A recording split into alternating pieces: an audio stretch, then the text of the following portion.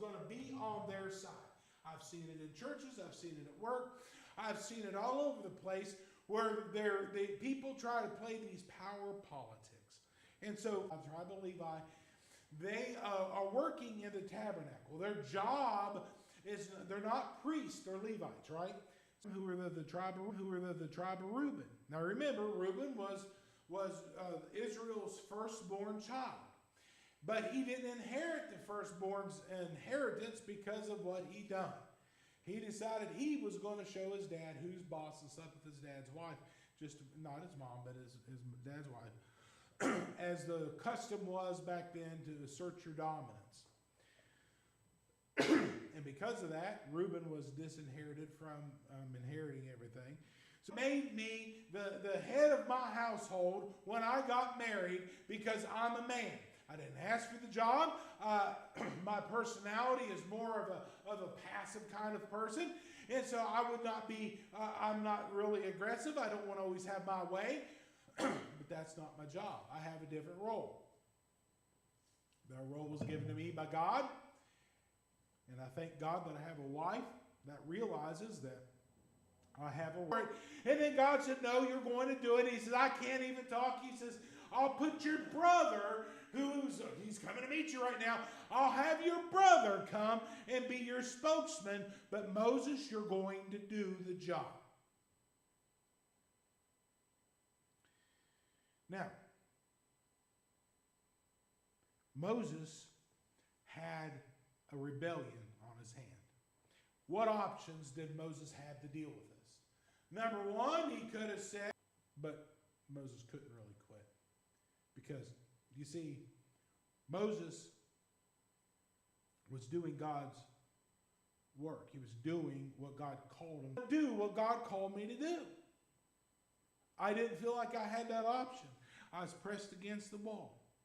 So I did what every leader in God's organization ought to do when faced with something like this. He fell on his knees and he relied on God. Ask God and let God show us. Ask God and let God show us who's supposed to be in charge. It may be part of Moses was thinking. And so Moses is taking what they said to him.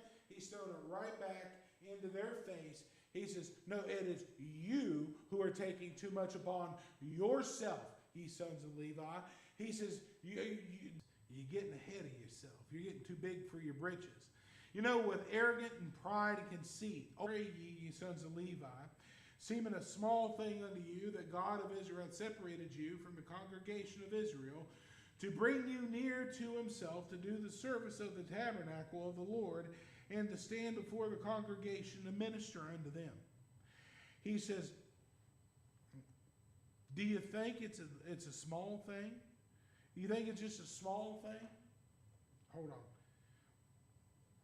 And he hath brought thee near to him, and all the brethren, the sons of Levi with thee, and seek ye the priesthood also? For leadership that God has appointed to me, instead I'm going to find my own leadership. You're rebelling against God. If my boss, if the secretaries at D, what used to be D, you ain't going to intimidate Moses. And what is Aaron that ye murmur against him? Done to you. You're speaking against me. That's one thing. I'm the leader. I can take it. Why are you going against Aaron for? Moses was somewhat upset at them at this point, and I don't blame him. They're trying to rebel against God. Now, you noticed that when Korah started this, Korah said, we're all holy. We're all See, they were in open defiance. Korah was playing the game because he cited God as the reason why he should be the one in charge. These guys just said, we're from the eldest born of the tribes. It should be our job, not yours. God's the one who appointed leaders. The land you're talking about that was flowing with milk and honey is called Egypt. And that was flowing with milk and honey is called Egypt. And you were a slave in Egypt, and you were making bricks and being beat every day by the slave masters, and you ask God to save you from the slavery, but now you're looking at it and say, boy, I wish I was back in slavery in Egypt. And brought us out here in the wilderness to kill us, except thou make me. And brought us out here in the wilderness to kill us, except thou make thyself altogether a prince over us. You brought us out here to kill us unless you're the prince, unless you're in charge. I can't believe you do this. Did Moses make himself a prince over that man? What happened? What happened? Pardon me, sir. Just another interject. I feel like Como. Just one more question here. Back a few chapters, they sent out the spies throughout the land. The spies came back and said, it's good land. There's plenty of food there. It's everything God promised. But man, there's giants in the land. There's big cities in the land. There's no way we can take that land. Well, they're right. There's no way they could. But so they all started crying. That was the first rebellion. Oh, you brought us out here to kill us. They're going to make a prey out of our children. Oh, well, we're going to die. And so they decided they were going to rebel against Moses. They were going to appoint themselves a new leader who would not take care of them. And so they couldn't.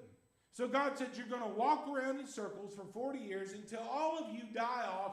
Then your children, the ones that you said were going to be a prey to the enemy, they're the ones going to take the land. The reason there's no milk here, there's no honey here. You lied to us, Moses. You brought us out here to kill us, Moses. You had bad motives all the way through and through, and we don't trust you, Moses.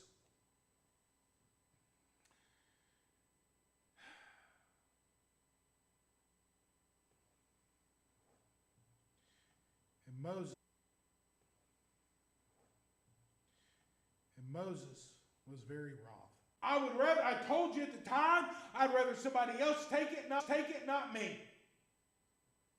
These people are accusing me of bringing them out here to kill them, about lying to them. I've not hurt them. I've give him food and then give him bread, and if he's thirsty, give him water.